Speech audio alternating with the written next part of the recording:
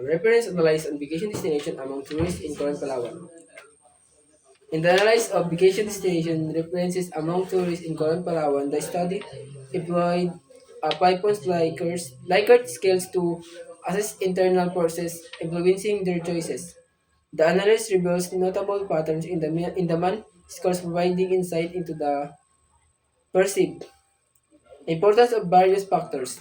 Rest and relaxation emerge as the most significant motivator with a high mean score of 4.51, indicating that tourists highly value the tranquil and rejuvenating aspects of the destination. Adventure seeking closely follows with a mean scores of 4.58, suggesting a strong inclination toward activities that evoke excitement and exploration. Culture exploration also garnered a substantial mean scores of 4.25, underscoring the appeal of cultural experiences. Among tourists, conversely, factors such as medical treatment and visiting friends and or relatives receive lower mean scores 2.49 and 2.41 respectively, suggesting that this consideration may be less influential in driving tourists to Coron.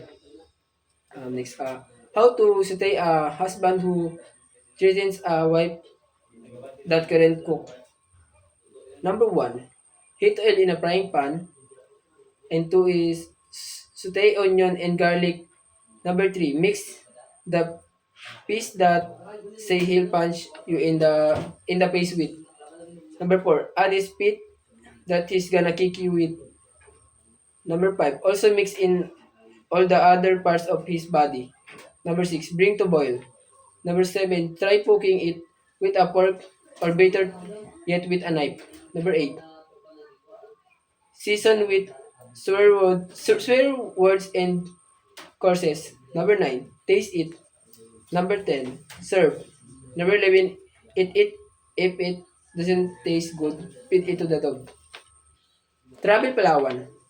Discover the breathtaking beauty of Palawan.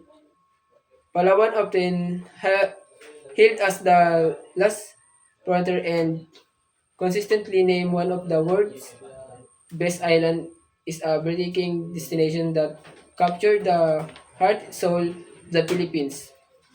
With its pres- pristine with beaches, dramatic limestone cliffs, lush rainforests, and majestic mountains, it offers an unmatched blend of cultural richness, natural beauty, natural beauty, and thrilling adventure. This province is an adventurous dream perfect for trekking through hills and valleys, kayaking through hidden lagoons, and snorkeling or diving in some of the world's most diverse and protected marine ecosystem. Highly include the UNESCO list. Tubata Reefs Natural Park, renowned for its vibrant coral reefs and challenging dive sites. Nature lovers will be drawn to the St. Paul sub Subterranean River National Park, another UNESCO World Heritage Site where in an underground river winds through Asians. Limestone formation and rich forest habitats teeming with wildlife. Beyond its landscape, Palawan invites visitors to engage with its culture through vibrant local festivals and visits to indigenous communities. Um, Whether you seek adrenaline pumping activities or serene escapes into nature, Palawan promises truly remarkable experiences that linger long after your journey ends. Grabe init, ma'am.